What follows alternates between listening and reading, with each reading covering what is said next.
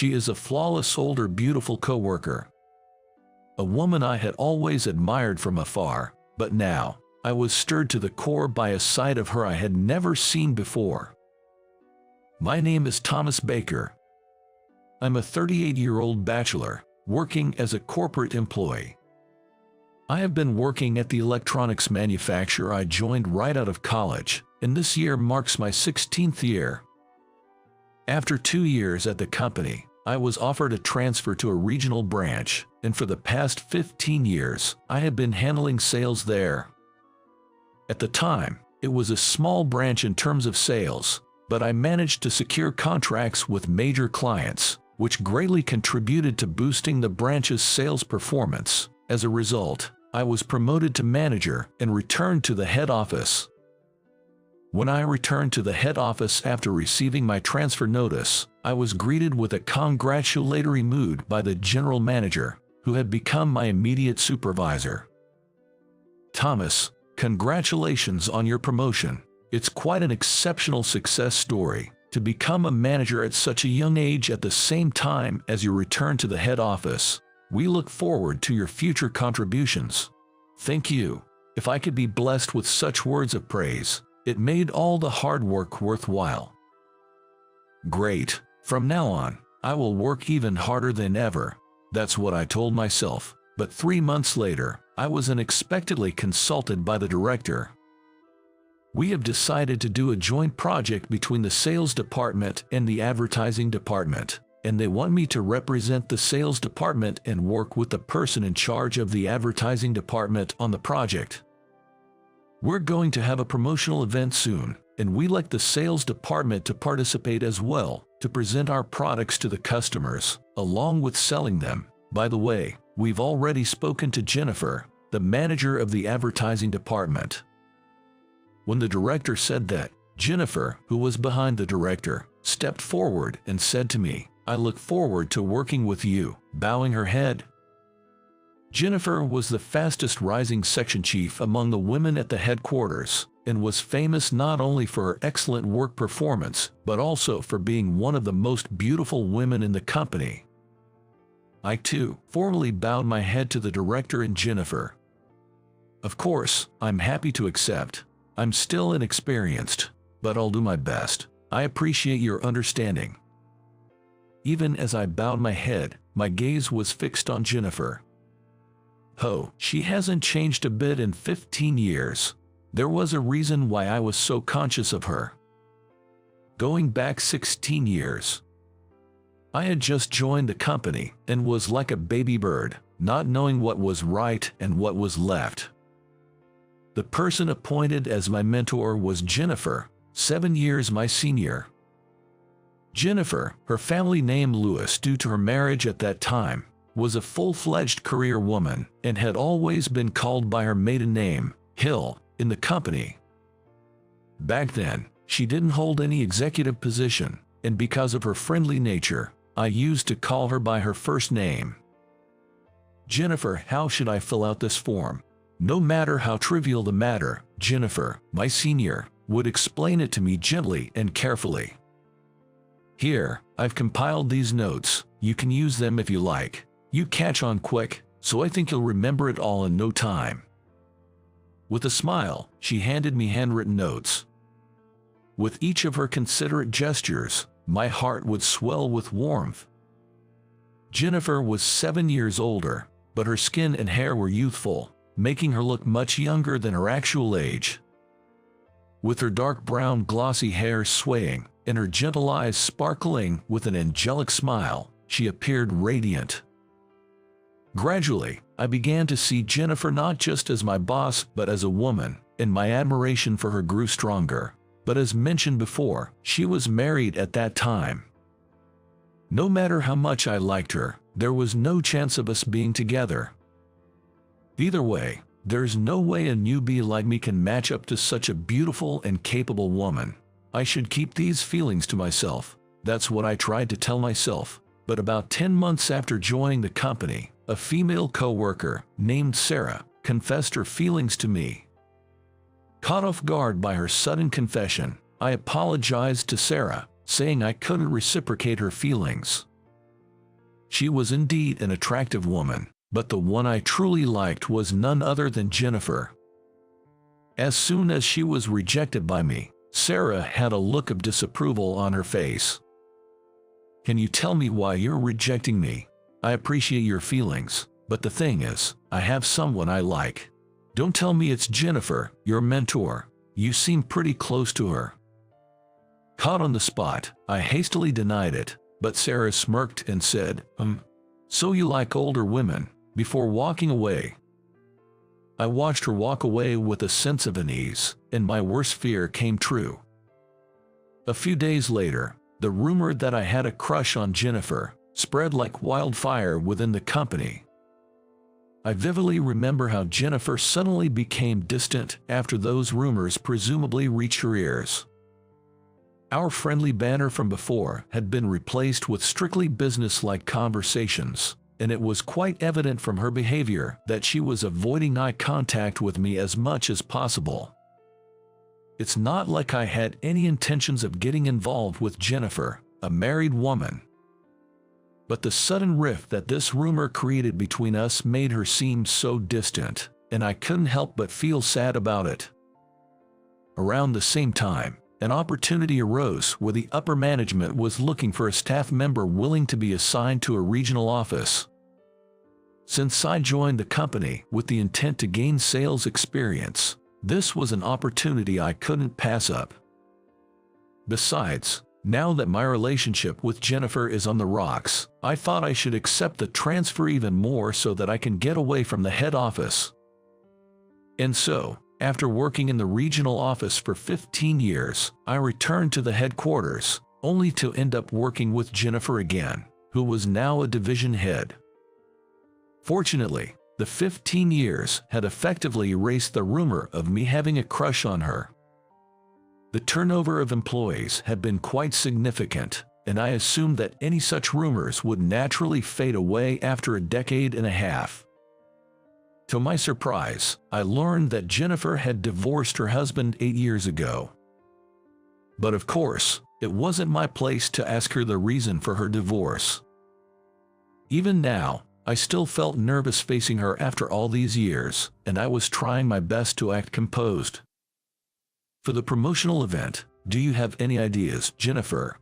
I asked during our first project representatives meeting. Jennifer showed me a few documents. "We have a brochure idea ready, and we plan to run a commercial as well, but we're pondering on something special for the event. Any thoughts?" The brochure concepts Jennifer showed me were all clear and attractively designed. Anyone would be compelled to pick them up. I admired Jennifer's work ethic and responded, "Well, we have plenty of home appliances, so I think we'll have a lot of families attending. How about organizing a superhero show to entertain the kids?" I then introduced some event companies I knew from my time working in our regional office to Jennifer. After explaining everything, Jennifer smiled in delight. "That sounds wonderful. It would indeed attract families to participate in the event. And Thomas, I'm impressed by your vast connections." I didn't expect such praise, which left me blushing. No matter how many years go by, Jennifer remains an idol to me. "Thank you so much. In the region where the population is smaller, various approaches are necessary for sales. It's an honor that you appreciated it, Jennifer." Though we initially had an awkward atmosphere, before I knew it, we were having a friendly and relaxed discussion. Later, when we presented our plan at a project meeting, the staff showed positive reactions. "If we keep this up, the project will surely go well." Jennifer and I, feeling a sense of accomplishment, held many more detailed discussions together. This was my first time being appointed as a project representative, so honestly, I was quite anxious. But thanks to Jennifer's excellent work, the project progressed smoothly, making me feel a sense of fulfillment I had never experienced before. I owe it all to Jennifer. But rather, she praised me. "Thomas, you've really changed since the old days. Thanks to you, our staff morale is boosted." "Not at all. I'm still new to being a manager." No, not only me, but other executives also have been saying that. It's no surprise that you overcame various trials at the regional office. The executives saw your achievements there and appointed you as manager.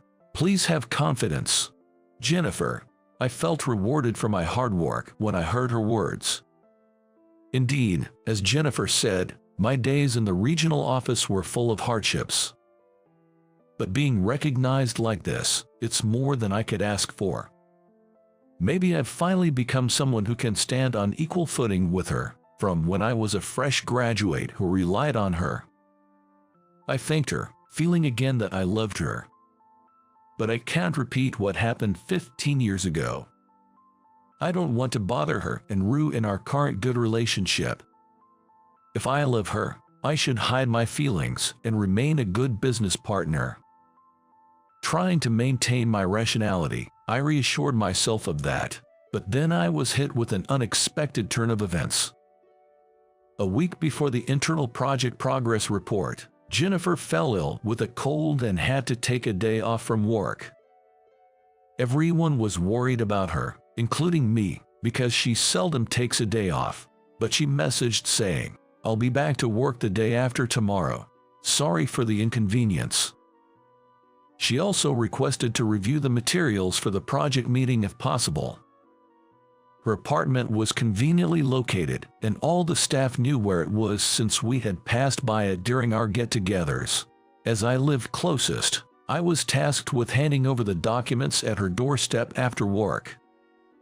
But given that Jennifer wasn't feeling well, I planned to just hand over the documents and some get-well gifts at her doorstep and then leave immediately.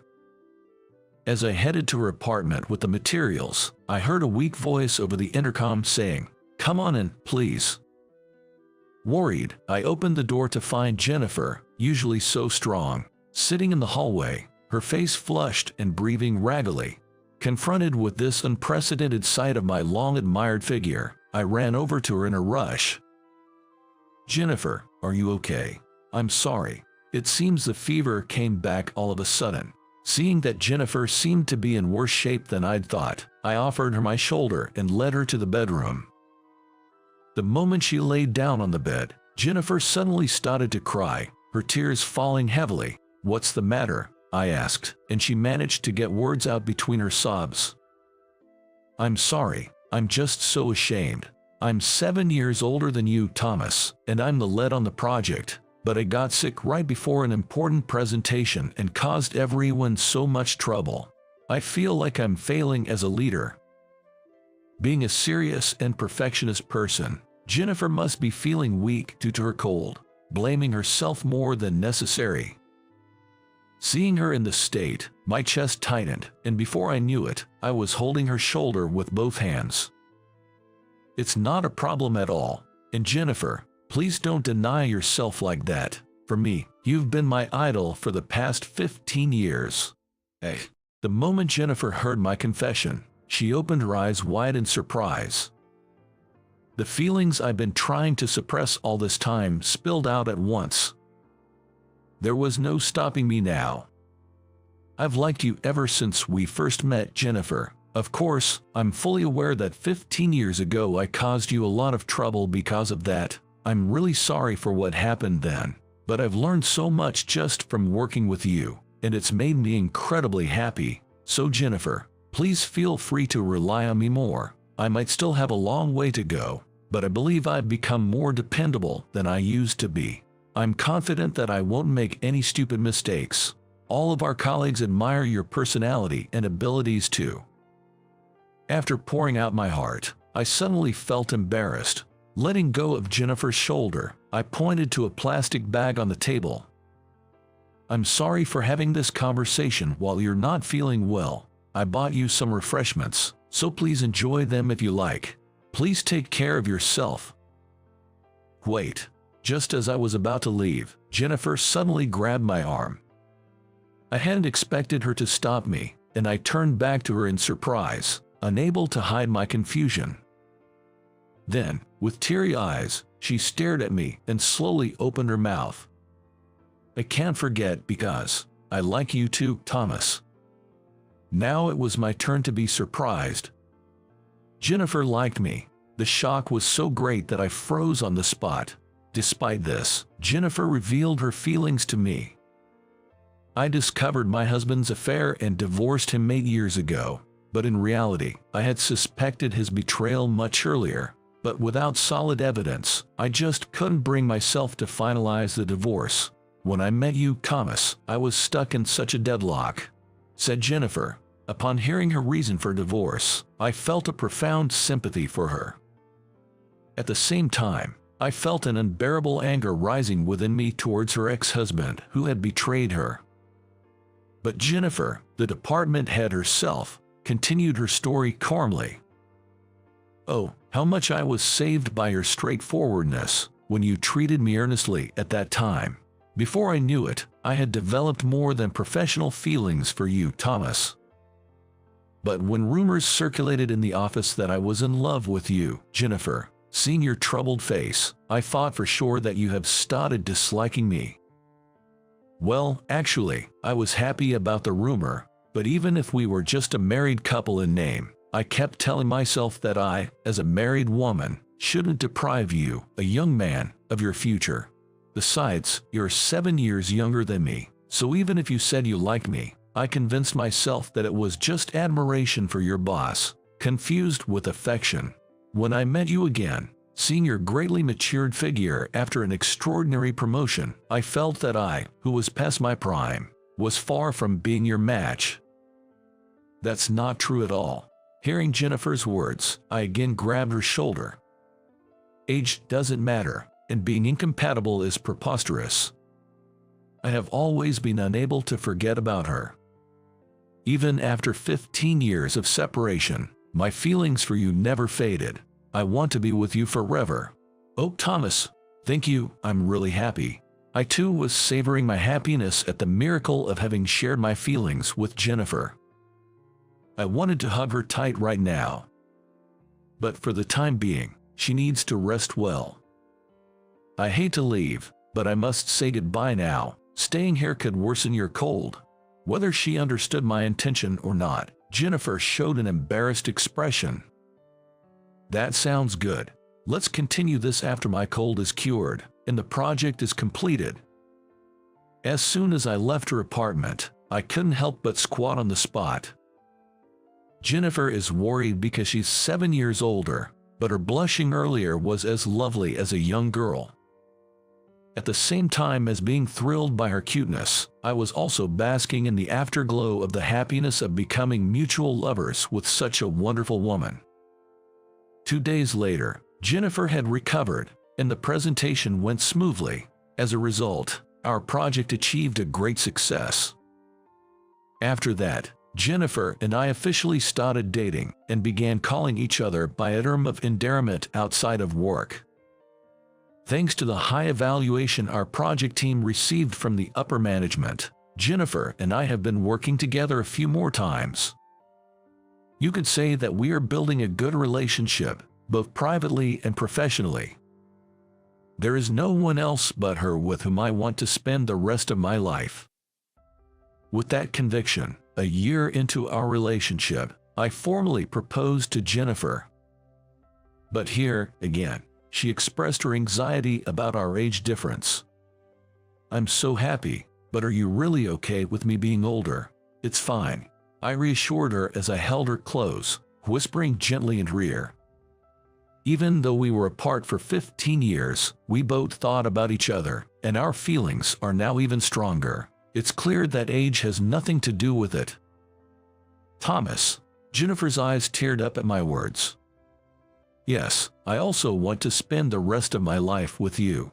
From now on, I'm determined to be by her side, doing my utmost to protect Jennifer's smile. My name is Ken Johnson. I'm a just 40-year-old office worker. I have been single since I was born. However, I've somehow managed to get my first girlfriend at 40. I must clarify, I'm not particularly unattractive, and it's not like I couldn't get a girlfriend, but rather, I just didn't have the time to spare. I lost my parents when I was a child and grew up in an orphanage. In the US, you have to leave the orphanage at 18, so I didn't go to college. I started working right after high school. Life hasn't been easy. I worked tirelessly every day, barely making enough money to support myself. There was absolutely no room in my life for a girlfriend. Eventually, I switched jobs and got employed at my current company. I've been working here for quite a while, but without a promotion. Not having a college degree inevitably puts me at a disadvantage compared to those who do. Well, it's just the way it is. Compared to the old days, I earn better now and have some peace of mind. But before I knew it, I was 40. The idea of getting a girlfriend had faded from my mind. But then, a turning point came for me. A big project in the company was a success, and one day, a party for celebration was held. As I was somewhat involved in the project, I attended the gathering, seated at a distant corner. My role was merely support, and the star of the show was the project leader, a woman named Megan Taylor, so being tucked away in a corner suited me just fine.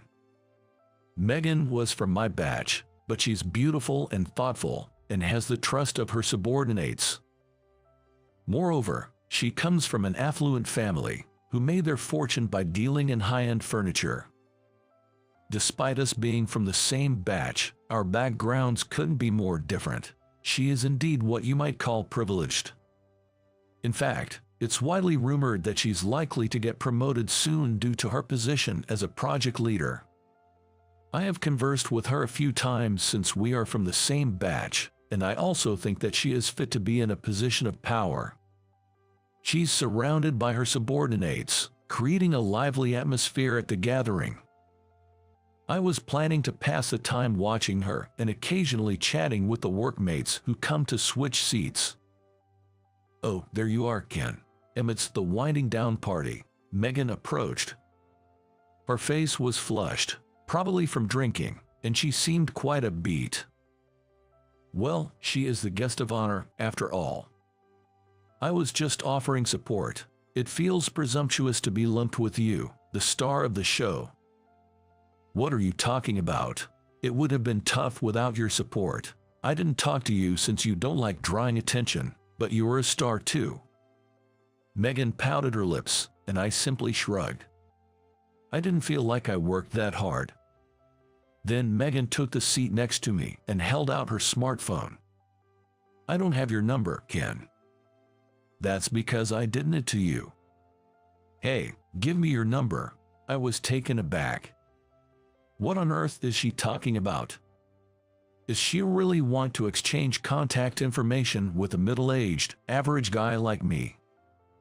Despite us being at the same professional level, Megan is 5 years my junior. We talk casually because we are on the same level, but there's absolutely no benefit for her to exchange contacts with me. Hey, are you even listening? I am. But why would you want to exchange contact info with someone like me? Because I want to get in touch with you. No good. Megan is totally drunk. She's excessively clinging to me, pestering me, saying, "Come on, let's do it." Feeling the prickly stares of those around us, I could sense my body stiffening. This was dangerous. If I played my cards wrong, I could be attacked by one of the members of Megan's fan club. "Are you really sure about this?" "Yeah, I'm sure. Let's do it." "All right, fine." I agreed to exchange contact information, but at that moment, I figured it was just a spur-of-the-moment decision due to being drunk, and that she would probably forget by the next day. Megan, looking delighted, took my contact information and then distanced herself from me, just when I thought I could finally relax. Surprisingly, this was the beginning of texting with Megan. Initially, it was just a good morning and a good night message. But gradually, our conversations started revolving around our evening drinks and work frustrations, and they began to become longer. These text conversations eventually transitioned into phone calls, and we finally started meeting up to talk in person. Honestly, it was a lot of fun, and being by her side brought me happiness. Maybe we were good chemistry, but I think Megan and I had a good compatibility as individuals. Hey, Ken, you don't have a girlfriend, right? If I did, I wouldn't be here having dinner with you. Haha, that's true. I'm glad, though. One day, Megan and I were having dinner together. While an elegant lady like her would look more fitting in a high-end restaurant, she adjusts to my commoner status and joins me for meals at regular restaurants and bars. At first, I felt guilty, but she seemed not to mind at all. In fact, she said she was having fun visiting many unfamiliar eateries, so I stopped worrying about it. Glad you are single, huh? At this point, I guess I'm going to stay single forever. That's not true. After all, I want to marry you, Ken. At her sudden bombshell, I snorted the beer I was drinking right out of my nose. Coughing and choking, I looked at her, and she had a serious expression on her face. Don't you like me, Ken? I like you, but I'm just not good enough for you. Oh, I thought we've been vibing for the past few months. Was I mistaken? I didn't know what to say. I thought we had a good rapport too. Moreover, if I let this chance slip away, I'll likely remain single for the rest of my life. I admit, I did want a girlfriend at least once, and I was thinking along those lines. Again, I thought that even if we did date, we would probably break up soon. The worlds we grew up in were just too different. Dating can sometimes lead to disillusionment, and I wasn't expecting much. Even though I wasn't. Will you marry me? Before I knew it, a year later, I was presenting her with a ring and proposing. And that's how I finally found someone to promise to marry at the age of 41. There is an inevitable event before marriage. Yes, meeting the parents. Since I don't have parents, this event only occurs for me. Moreover, the other party is an ultra-wealthy family. Asking for their daughter's hand in marriage is bound to make my stomach churn a little. It's inevitable. It's okay. Mom and Dad will understand. Megan said this with a big smile, but my face was pale. Just think about it. Their daughter, their pride and joy, brings home a middle-aged high school graduate from an orphanage with no parents. What's more, I can't even remember my father's face. My dad died in an accident before I was born, and my mom died from an illness when I was about 4 years old. So essentially, I'm a lonely old man with no family. If I were in their shoes, I'd be flipping the table. There's no way they'll be pleased. But I want to be with Megan. Because Megan wants it so strongly. If my humility is worth anything, I'll be humble, and I went in with that kind of spirit. As I was worrying about how to handle it if things go bad, I headed to her family's house. Welcome, we're glad you could make it. When the front door opened, a lady who looked a lot like Megan greeted us. That's Megan's mom. If Megan ages, she'll probably look just like her mother. I didn't have the room to think about that. I stepped into their house, which looked like a mansion, feeling tense. Let me say this up front. The table didn't get flipped. Why not? Because there's no such thing as a table to flip. It's all shiny and looks like foreign furniture. I was overwhelmed by the fact that I had brought the young lady, who lived surrounded by such things, to a pub, and my stomach felt even sicker. Come on, dear, don't just sit there. Welcome him. I was led to what seemed to be a living room, and I sat down on a plush sofa. Across from me sat a stern-faced man. Yes, that's Megan's father. Dad, Mom, let me introduce you. This is Ken Johnson, the man I'm seeing. I'm Ken Johnson. As I lowered my head with a trembling voice, then raised it, I couldn't close my gaping mouth. For some reason, Megan's parents' eyes were wide open. Megan's mother, Susan, flustered, asks, Could you tell us your name again? Did I say something strange? I'm Ken Johnson. I know this is a strange question, but wasn't your mother's name Karen Johnson, and didn't she pass away from an illness? I became confused upon hearing this. I told Megan that I didn't have parents, but I never told her their names or that she had died from illnesses. I can't believe this. Susan, with tears in her eyes, stood up and passed me a photo frame that was placed near the window. There were two women in the picture. One was Susan, and the other one was, wait, Mom. Yes, the woman in the photo was my mother. I vaguely remembered her face, and there she was. Were you acquainted with my mother? Acquainted, she was a lifesaver.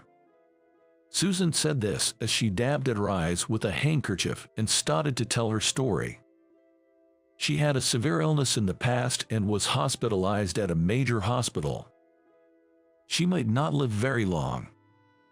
When she received this diagnosis and was feeling down, she met my mom, who was also admitted in the same hospital. They were on the same floor and had met in the common room. Your mom had a heart condition, you see. She didn't have much time left. Because of that, we became close quickly. The two of them hit it off and often talked in the hospital room. That's where your mom found out about me, her son. I have my son in a care facility. I lied to him that I would come get him. You shouldn't lie. You should definitely go and get him. I can't. I know my own life expectancy. My mom knew that she didn't have much time left. That must be why she said this to Susan. I feel like I land without doing anything. I want to be a mother that my son can be proud of, even if it's a little. Oh, but he might forget my face. He's only 3. I wish I could see my son grow up. He's really cute, you know. Look. My mom was saying that while showing Susan a picture of me she brought into the hospital room. He's got a good face, and his nose is high, so he'll surely be handsome. He's my child, so he's the cutest in the world. I'm just a doting mom, huh? My mom always seemed to enjoy talking about me, and Susan was apparently envious seeing that. Children are wonderful. I'm jealous. I'm sick, so maybe marriage is impossible for me. Hey, Susan, I had a dream. A dream? Yeah, a dream which twin girls were born, and the mom was you, Susan. So you will be blessed with children. My mom said this and laughed. Susan also laughed and said, What are you saying? It's just a dream. No, it's a woman's intuition, and my intuition is accurate. These were apparently the last words Susan heard from my mom. She took a turn for the worse while she was sleeping. She passed away quietly. It was too sudden and I was sad, but I found a letter addressed to me in her hospital room. Susan got up, took out an old letter from the drawer, and handed it to me. My mom's name was written on the letter, and I started to read it. To Susan, you have a future. Please live on. That was all that was written in the letter. But in the envelope of the letter, there was a ring. This is my mom's ring. I don't know why your mom entrusted me with this ring, but I decided to return the ring to her precious son someday. Maybe it was because of that resolution that I was able to overcome my illness. Susan firmly gripped my hand that held the letter. Her eyes, staring straight at me, somehow overlapped with those of my mom. I am alive today thanks to your mother. I met this man, received blessings. Those blessings brought your mom's son to me. Your mom arranged it. I listened to her story in silence, because that was all I could do. Tears were streaming down my cheeks, and if I opened my mouth, only sobs would come out. I thought I was abandoned by my mom. But I was wrong. My mom couldn't come to get me, but instead, She sent someone important to me. Maybe the reason why Megan and I got along so well was because my mom connected us. I can't pretend to be grand about it like I accept you as my daughter's partner. After all, you're Susan's son. I'm sure you'll make my daughter happy. You think so too, right? The conversation was turned to Megan's father, who had not spoken a word until then. Her father crossed his arms and he was listening quietly, but now he looked at me straight. Your mother protected someone important to me. Can you protect my daughter? I wiped my tears. A grown man like me can't be seen crying. This is a pledge between men. Yes, I will definitely protect her and make her happy. I declared so in a loud voice. Then, a few years later, I was walking fast down the corridor of an obstetrics and gynecology hospital, holding back my desire to run. I was heading for the private room where my wife, Megan, stayed. Megan. As I approached the hospital room, there she was, Megan, sitting on the bed. I rushed straight to Megan and was about to hug her, but I held back.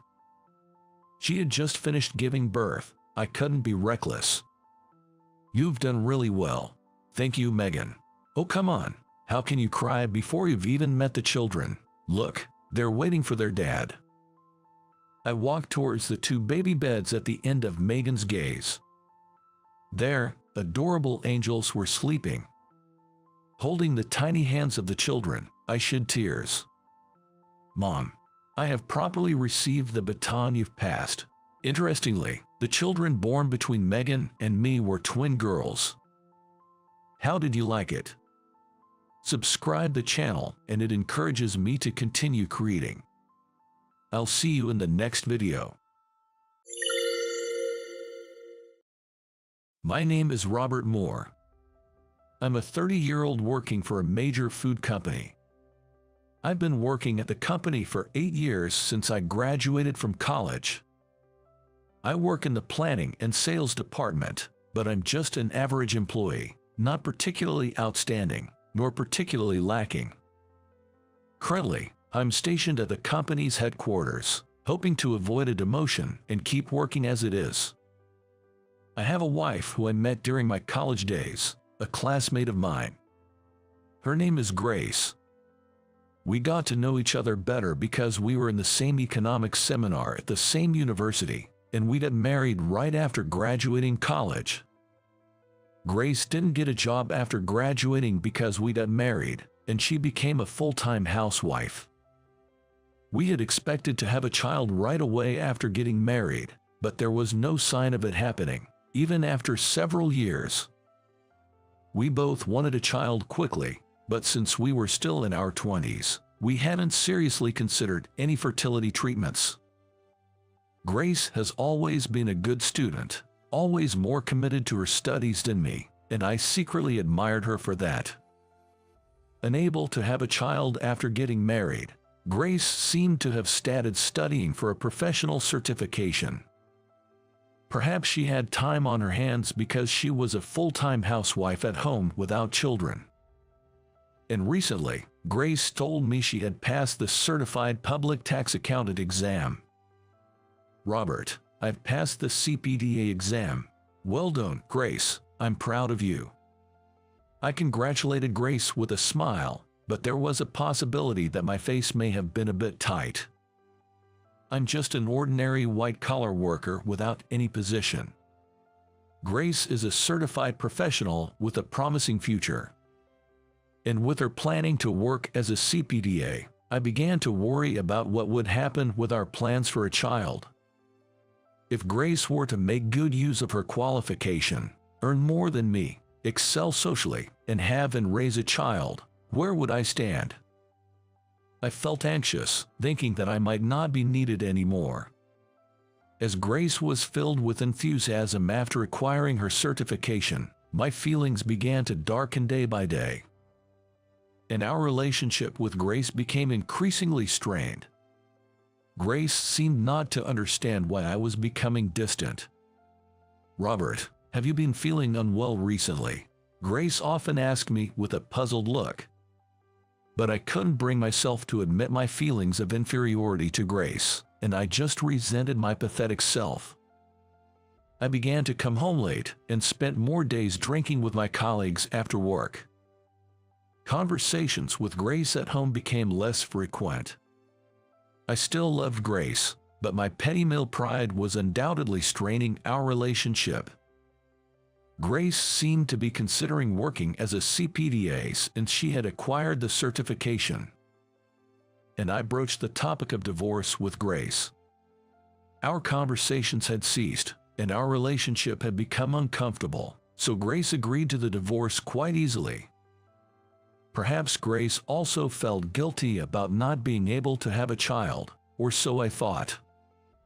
The day before I divorced Grace, I went to my favorite diner alone and cried in secret. As I traced back our days together, remembering Grace, whom I first met in college, I wasn't sure if getting a divorce was the right thing. "Robert, let me do it for you." From our college days, Grace had always taken care of me with a cheerful smile. Whether it was taking notes for me at school or helping me with homework, it seems that I had always been dependent on Grace. But there was a part of me that couldn't face such a pitiful self. Grace probably didn't come to dislike me, but the flow of events was unstoppable. We put an end to our married life and each started our own lives. After the divorce, Grace and I stopped contacting each other. I, who had parted ways with Grace, was supposed to throw myself into my work with a fresh mindset. However, since no one was home when I returned, my passion for work seemed to have further waned. I felt like I had lost my reason to work hard, and I just kind of went on with my work day after day.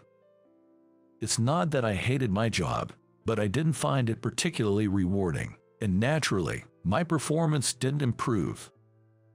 Then, I was transferred from the planning and sales department to the accounting department. I had no experience in accounting, and I didn't understand why I was suddenly transferred to the accounting department. But thinking that it's better than being demoted, I ended up working in the accounting department. Dealing with finances meant that it was a pretty nerve-wracking job. What's more, my boss in the accounting department was the president's son, a man named Jacob. Jacob was highly motivated and famously strict. Having graduated from a university abroad, and with plenty of experience in major companies, he also boasted qualifications as both a certified public accountant and a certified public tax accountant in a foreign country. With such a profile, the president's son was rumored to be the next president. It was reassuring for the company to have such talent, but unfortunately, he was quite harsh to other employees as well. "Robert, what is this document? Generally, you are too slow to complete paperwork and your analysis is too superficial." I'm sorry. I just transferred and it's been quite challenging." Don't make excuses every time. Excuses are cheap. Our company is set to grow rapidly, and no one will listen to excuses. "I'm sorry. I'll be more careful in the future." If you have time to apologize, you should study more about accounting. How will you work in a company without understanding even basic accounting? "Yes, I'll study more about accounting." I was sweating bullets being chastised by Jacob. I seriously felt like I was in deep trouble. I realized that I didn't have time to complain about not understanding accounting. "All right, it's a matter of pride now. I'll master accounting through and through." I felt a fiery passion in my heart for the first time in a long while. Maybe I was influenced by Jacob's zeal, but his words seemed to guide me in understanding that I couldn't go on as I was. I went to a bookstore and bought books on accounting, but just reading the text didn't help me understand much. After doing some research, I felt that it might be best to attend an accounting school. I could make friends who are interested in accounting and exchange information. So, I quickly enrolled in a school that was relatively close to my home. Because of all the overtime Jacob had me doing during the week, I chose a school that offered weekend classes. All right, I'll become a professional accountant here. I'll surprise Jacob. I opened the door to the accounting school with determination. Already, the room was filled with lots of students.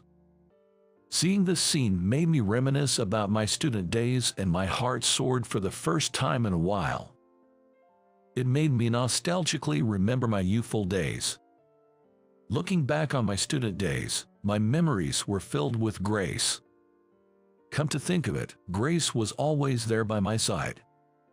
Lost in my thoughts, I didn't notice that the class had started, and the school's tax consultant, the teacher, had come in. The moment I saw the teacher, I exclaimed in surprise. The tax consultant who was the teacher at this school was none other than Grace. Yes, Grace, my ex-wife. There was no mistake. She seems to have become younger and more lively. She must be finding fulfillment in her work as a tax consultant. Grace was passionately explaining accounting. Grace's explanation was very easy to understand, and even a beginner like me could grasp the structure and concept of accounting. The other students were also attentively listening to Grace's lesson, nodding their heads. As expected of Grace, she's doing a great job. I felt a sense of pride in Grace as if I were still her husband. Maybe she noticed my intense gaze, because Grace suddenly looked my way and our eyes met. Grace seemed surprised for a moment, but quickly regained her composure and concentrated on her lecture. After the lecture ended, I went outside the classroom. Then, Grace came running up to me to talk. "Robert, what on earth are you doing here?" Grace seemed genuinely surprised and stared at me with wide eyes. I asked her if she had time to talk at a nearby cafe. When Grace silently nodded, we decided to go to the cafe together. Doing this brings back memories of my college days with Grace. When we arrived at a cafe near the school, Grace began firing questions at me. "I was really surprised to see you in class, Robert. Why were you attending the lecture, and why haven't you contacted me until now? What on earth have you been doing?" After the divorce, Grace worked as a tax accountant, and she told me she also taught at a business school on weekends. I thought to myself that it was just like Grace, diligent and hard-working. She hadn't changed a bit since our student days. It seemed that Grace cared about me even after our divorce, but because I hadn't reached out at all, it was difficult for her to do so. I told her that I had been transferred to the accounting department at work, and that my new boss was a rather strict person who didn't compromise. Because of this, I had to study accounting hard, even on weekends, and that's why I started attending the business school. "I had no idea that you were teaching at this accounting school, Grace." When I said this with a laugh, Grace also laughed. "What a coincidence, but if that's the case, I can help you out." With her eyes sparkling, Grace told me that. From then on, whenever I went to the school on weekends, Grace gave me extra lessons. She answered all my questions, and thanks to the homework she came up with for me, I gradually gained a deep understanding of the subject. Whenever I had a problem with accounting at work, I would consult with Grace, and she would come up with several solutions for me. I started to digest her proposals and submit them to the company after analyzing them. I started spending hours debating with Grace every weekend. And before I knew it, Grace had once again become an indispensable person in my life. "Hey Grace, have you found someone else?" One day, I decided to voice the question that had been on my mind. I felt incredibly selfish asking Grace to get back together after I was the one who initiated the divorce, but I couldn't help but ask. Grace silently shook her head. I felt a profound sense of relief and couldn't help but laugh. "Why are you laughing? Do you think it's funny that I'm not popular?" Grace glared at me, seeming a little annoyed. No, it's not that. I'm just relieved that you're still single. I've been reminiscing about our student days and wondering if we could spend time together again." And that, Grace's face turned bright red. It seemed that my words had made her a little shy. She was back to the face of the wife I knew, rather than the serious instructor. Since then, Grace and I started living together again. When I came home from work, Grace would listen to any work-related troubles I had. By that time, Grace had become a reliable partner and an irreplaceable presence in my life. Change was certainly happening at the company. Jacob was devising a new management strategy to further expand the company. I fully supported Jacob from an accounting perspective. Of course, this included a lot of Grace's ideas, but that was a secret within the company. Then, the management strategy Jacob built succeeded, greatly increasing the company's sales. Soon, my remarkable performance started to be talked about within the company. Jacob, my passionate boss and rumored to be the next CEO, was impressed with my work and asked what happened. "I found a really good accounting school," I replied, blushing a little at Jacob's praise. "I knew you had it in you, Robert. You've been studying hard. I want you to continue working hard in this company as my right-hand man." I was truly happy to hear this from Jacob, the highly respected and enthusiastic boss. To my surprise, I was promoted to a higher position. At that time, I remarried Grace. Although it was a marriage to the same woman, it might not be correct to call it a remarriage, but well, that's beside the point. I've been promoted, but I'm going to resign from the company. Jacob was very surprised by my words and tried to stop me. But I wanted to be with Grace. So, I studied hard to become a tax accountant, and, in fact, I managed to get my certification. Thanks to Grace, I had come to find accounting interesting. Moreover, Grace, as it happens, was joyfully pregnant. Now, I'm going to open a CPA firm as the principal accountant along with Grace. The most important person that I once let go due to my foolish pride, Grace. The second chance that I've been given, I vowed not to waste it, and never to part from Grace again. My name is Tom Watson. I'm 26 years old. I'll be graduating from college this year. It's not like I failed any of my classes and had to repeat a year. I just ended up graduating later than others because I spent almost 3 years studying abroad in various countries. My parents were quite passionate about education. They didn't stop me when I decided to study abroad. It seems like from a young age, they never got mad at me for anything as long as it was in pursuit of satisfying my intellectual curiosity. The reason I turned out a bit different from others might be due to this skewed approach to education. From childhood, I was drilled with advanced education, and it was taken for granted that I would excel in my studies. I always felt my parents expected something more from me. Maybe I decided to study abroad unconsciously because I felt stifled by them. It seemed I had a higher language acquisition ability than others. If I stayed in a country for a week, I would start to understand the language somehow.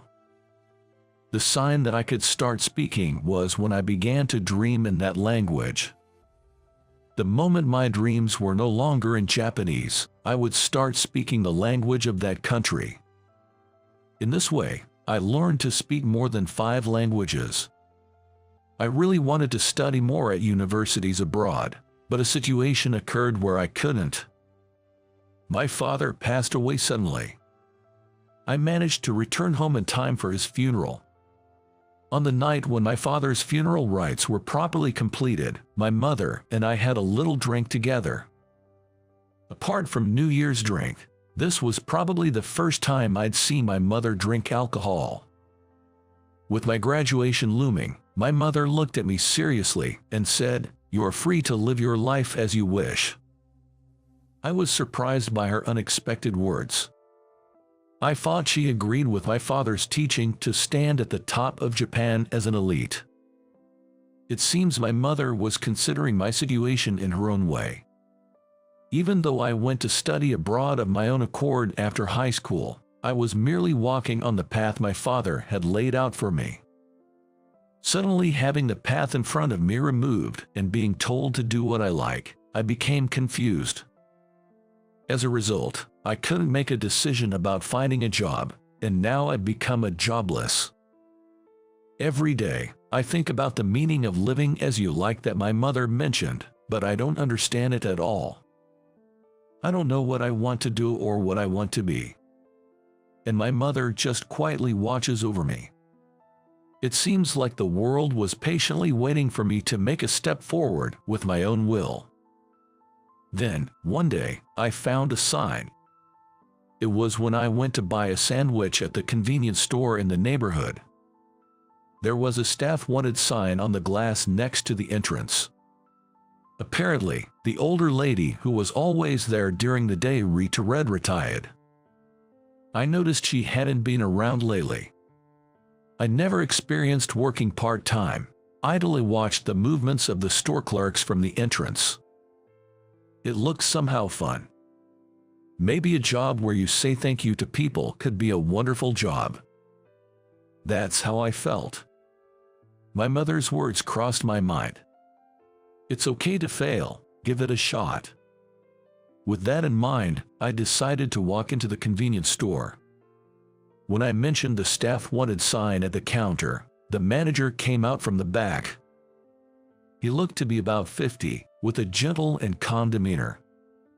I've never worked part-time before. There was no use hiding it, so I told him the truth right from the start. The manager nodded with understanding.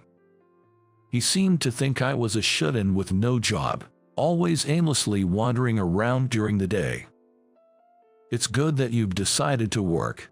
I'd love for you to join us. Can you start from tomorrow?" he said with a smile. By the way, I haven't written a resume at this point. The manager told me it was fine to bring it on my first day of work. Things progressed so quickly that it felt kind of scary, but just like that, I became a part-time worker at the convenience store. There were 4 part-time workers including me at the convenience store. Most of the time, I was at the cash register with the housewife from the neighborhood who usually came during the day. I didn't know what to do at all. But thanks to the careful instruction from the manager and the other part-timers, I quickly adapted to the work at the convenience store. I wondered if it might have been different at other convenience stores. I am truly grateful to everyone at the convenience store. Among the part-time workers, the one working the graveyard shift was Emma Miller, who was 6 years younger than me. At the store, I was the lowest ranking, while she was above me. Since she only works at night, she is known as the night lady. There's also Mary, a high school student who comes to work after school or on her days off. She's unbelievably cheerful and positive. Her parents are against her working. I think it's good that she has a spirit of independence, but it might be difficult to say the same if you're a parent. Long day, huh? Entering with a helmet in hand was the night lady, Emma. I instinctively checked the time. It's still just 8 in the evening, too early for Emma's shift in this heavy snow. "What's going on? Isn't it too early?" Emma replied annoyingly. "Remember, I'm off today anyway." Seems like she was hinting at me to better grasp the shift schedule. Leaving a note that she had something to discuss with the manager, Emma quickly retreated to the back room. Remembering that I also had a matter regarding my shift to discuss, I left the cash register to Mary and headed to the back room. There were no customers at that time, so I figured it wouldn't hurt to be away for a bit. As expected, Emma and the manager were in the back room, discussing shift schedules. "Manager, I also have something to discuss about the shift. My father's first Memorial Day is coming up, and I'd like to take the day off." The manager, who seemed to be arranging the schedule for the holiday period, assured me by saying, "Sure, sure," and secured my leave. When Tom can't make it, I can cover, even during the day. Emma volunteered to work all of my shifts. She might seem blunt, but she does have a soft spot. I remember being a little scared when I first met her. With her short black hair and a thin silver necklace shimmering above her collarbone.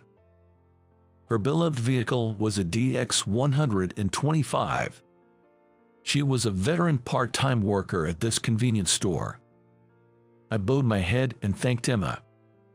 Just then, I heard a troubled voice from Mary at the front. Rushing to check, I found a few foreigners at the cash register.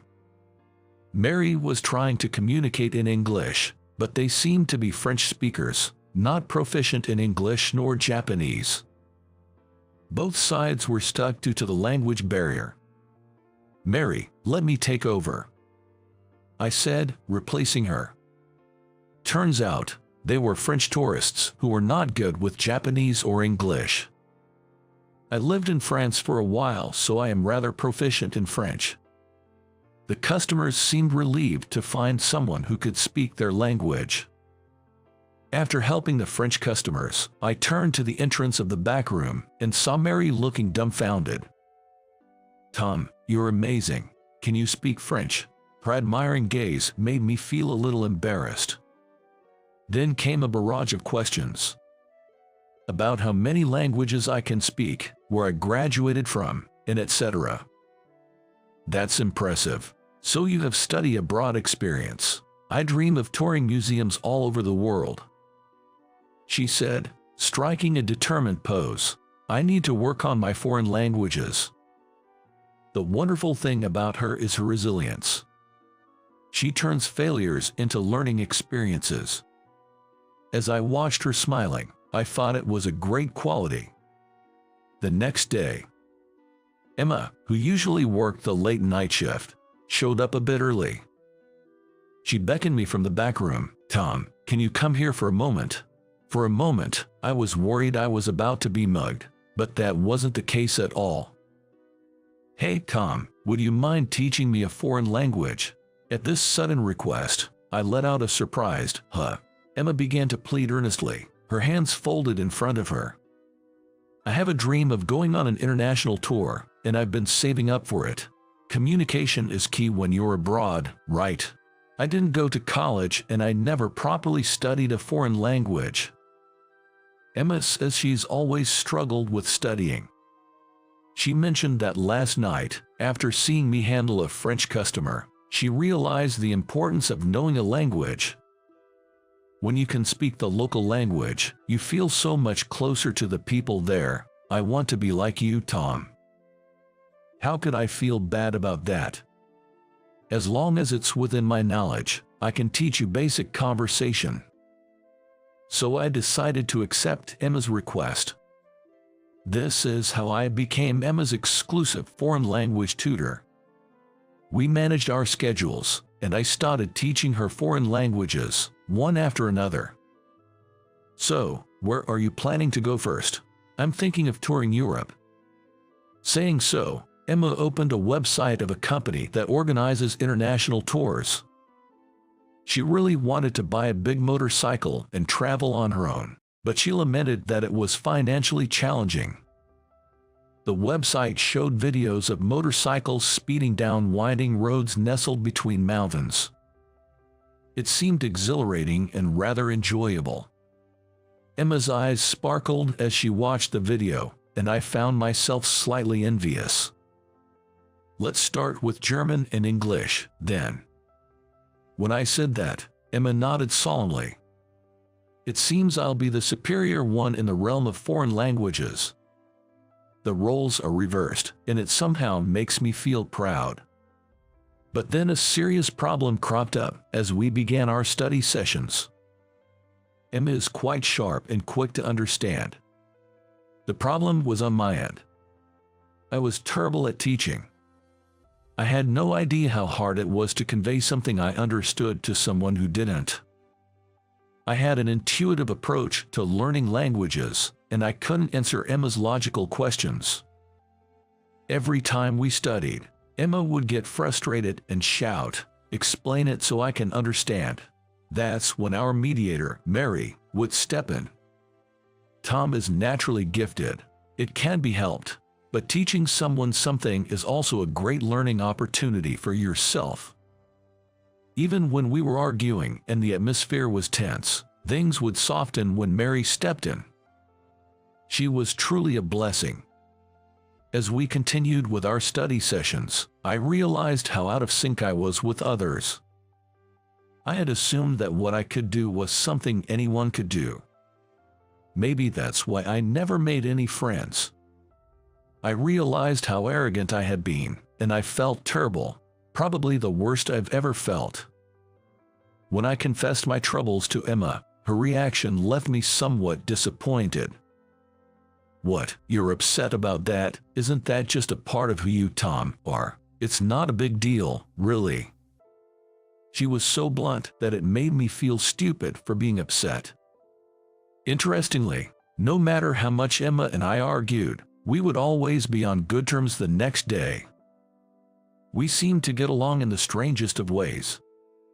This was the first time I have never been so deeply involved with someone else, and I couldn't help but recognize that Emma was becoming increasingly important to me. Of course, I didn't have the courage to tell Emma about these feelings. The thought of being rejected was terrifying. One day, another incident occurred at the convenience store. That day, it was Mary and I who were on duty. The manager was busy working in the back of the store. I was getting advice from Mary about her future plans. The college her parents want her to attend, and the college Mary really wants to go to. These two just don't coincide, creating a tough situation, it seems. Mary wanted to persuade her parents, but it seems they hold the same elitist views about education as my father. Mary was upset with the ongoing argument with her parents, which is quite rare to her. I wanted to say something uplifting but was at a loss for words. The silence was broken by a couple who rushed in with great urgency. They made a beeline for the cash register, standing right in front of Mary. "Mom, Dad, why?" It turned out that the couple who had rushed in were none other than Mary's parents, who we were just talking about. Apparently, Mary lied to them about quitting her part-time job. "Mary, you said you quit your job. What's going on? You should be focusing on studying for your college entrance exams." Saying this, Mary's mother grabbed Mary's hand over the counter. She seemed intent on dragging her home. "Please, calm down. Can't you see that Mary is upset? Why don't you have a more constructive conversation about her future?" Upon hearing my words, Mary's mother gave me a fierce glare. "What do you know? You're working a part-time job at a convenience store at your age. Did you even go to college, or did you graduate from a third-rate college?" Her words were dismissive, which riled me up. But I didn't want to brag about my own education in such a situation. Doesn't Mary have a wonderful dream? Why do you oppose her trying to find the fastest route to achieving that dream? Mary's dream is to visit art museums around the world. Her ultimate dream is to study art history at university and become a museum curator. It's a truly wonderful dream. I passionately explained this to her parents. But Mary's mother snorted in disdain. "If Mary fails her college entrance exams, will you take responsibility? What if she majors in art and struggles in the future? Do you really think she has enough time to change her college preferences now?" Cornered by her words, I was momentarily at a loss for words. Looking at Mary, she was looking at me with pleading eyes. Seeing her look, I steeled myself. "Got it. No matter what college, I will get her accepted," I declared, and Mary's parents stared at me as if I were a strange creature. "Understood. We'll let you try, but you only get one shot. Allow Mary to apply to just one school of her choice. If that doesn't work out, you must follow our instructions." Mary's father, who had been silently listening to our exchange, spoke calmly. Perhaps he wasn't directly opposed to Mary's dream. "I promise," I answered, looking straight into Mary's dad's eyes. Mary's mom seemed to want to say something, but her husband gently urged her to leave. Having talked a big game, I ended up tutoring Mary from the next day. Between my part-time job and tutoring, plus helping Emma with her foreign languages, my days suddenly became busy. Is Mary's application going to be all right? I only graduated from high school, so I don't know much about the application process, but isn't changing your preferred school at this stage a lot of work? Emma, who had been reading a German book with a dictionary in hand, asked me with a hint of worry. "I think it'll be fine," I responded. Still, while the application process should be okay, I believe it's crucial to have her parents' cooperation to realize Mary's dream. Well, you have to take responsibility and convince Mary's parents. She makes it sound easy, but I wonder if I can actually pull it off. You know, my dad was the same way, always telling me to study and become an elite. After he passed away, I had no idea what to do. "Embarrassing, huh?" I said, scratching my head. "Well, I kinda expected that. You do give off a pampered golden boy vibe." Emma chuckled. "What do you mean, pampered golden boy?" I felt a bit annoyed, as if I were being mocked. "It means you were cherished. It's a good thing." I wasn't sure if she was complimenting me or mocking me. Either way, I felt embarrassed. "You look cool when you're working hard."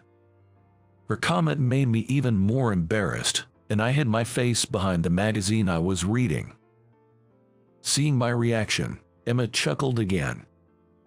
As for Mary's exam results, they were a tremendous success. She was accepted into the art college of her choice. What's more, her grades were among the top and she was chosen as a scholarship student, which would cover half of her tuition. Mary's parents finally admitted defeat. They both apologized to me, and her mom thanked me while crying. That was probably the first time I revealed where I had gone to college. Everyone present was so surprised that it caught me off guard. Mary successfully took the first step towards her dream. Now, it's up to her how she paves her way. That's probably up to Mary, I guess. On the other hand, Emma got a big motorcycle. She mastered German, English, and French, and is getting ready for an international tour. Watching the two of them closely, I was taken aback. I'm the only one who's been pacing in the same place. Everyone else is moving forward, but I'm not making any progress. Suddenly, I felt small and insignificant. Every night, I lay in bed and ponder what I want to do most until I fall asleep. And yet, I never come to a conclusion. I'd rather solve math problems than this. Seeing my day-by-day depression, Mary approached me with a concerned look. I decided to consult Mary about my situation. I wondered what the ever-optimistic Mary would say.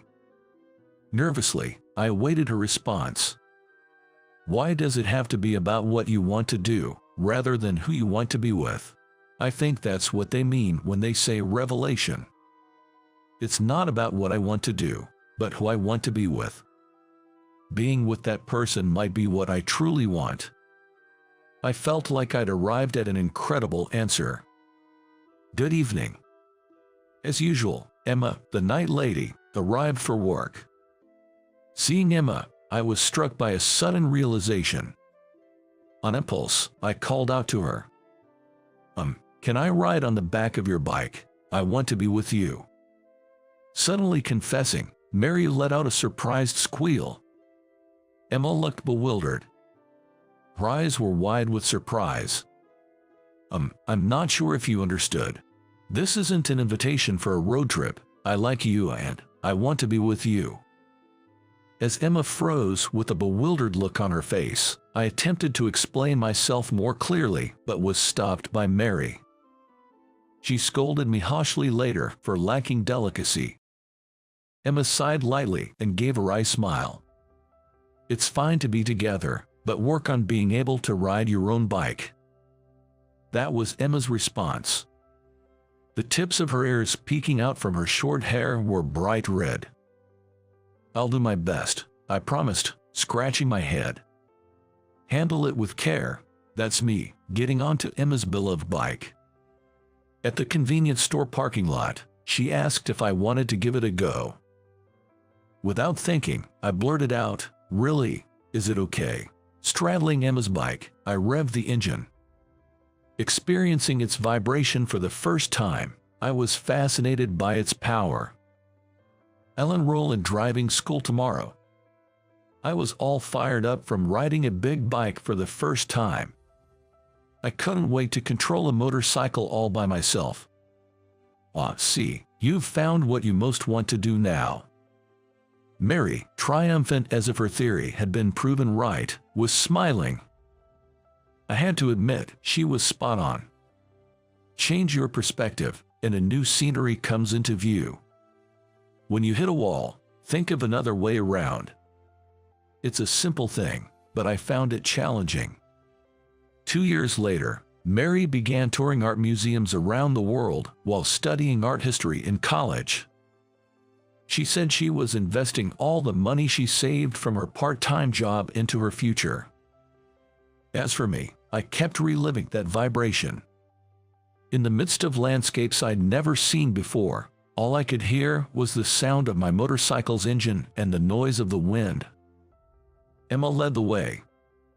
She skillfully used her slender body to maneuver her big bike. I struggled just to keep up with Emma as she showed off her fluid cornering. But I was happy to be able to see new scenery together. Our destination on this journey is Milan, Italy. When we arrive there, I plan to kneel down to her. I've decided on the words for my proposal. "I want to follow you for the rest of my life." Emma might be a bit taken aback. She may sigh and say, "Just ride freely," with a smile. Or maybe she will blush, her ears turning bright red as she looks away, trying to hide her embarrassment. Just imagining gets my heart racing. Milan is still far away. The end of this journey will be the beginning of my life with Emma. I believe in that.